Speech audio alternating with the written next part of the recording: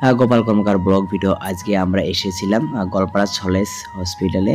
তো এখানে আমার মা আর দিদি আছে, তো মাকে নিয়ে এসেছিলাম। তো ডক্টর দেখানো হয়ে গেছে, তো আমরা এখান থেকে ধীরে ধীরে যাওয়ার জন্য বাইর হয়ে গেছি। তো আমরা যাব, সামনে আমাদের গাড়ি পার্কিং করা আছে। তো এইখানে অনেকই গাড়ি, তো তার জন্য আমাদের গাড়িটা মানে অনেক দূরে রাখা হয়েছে, কেন আমরা ধীরে ধীরে যাবো এখানে।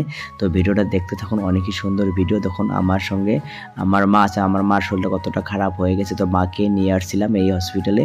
তো এখানে ডক্টর দেখালাম, তো সব কিছু হয়ে গেছে। আমরা ধীরে ধীরে এখন যাচ্ছি আমাদের গাড়িটা যে জায়গায় রাখা আছে ওইখানে গিয়ে আমরা উঠতে। অনেক কি গরম, যেহেতু আজকে ছাতিটা আনি নাই, কিন্তু প্রবলেম হচ্ছে, তার জন্য ধীরে ধীরে গাছের রাস্তার সাইডে যে গাছগুলো আছে এই সাইড দিয়ে আমরা যাচ্ছি মাকে নিয়ে। মা নিয়ে একসঙ্গে অল্প সেলফি উঠলাম মাকে নিয়ে, তো অনেকে ভালো লাগে মায়ের সঙ্গে ফটো উঠলে।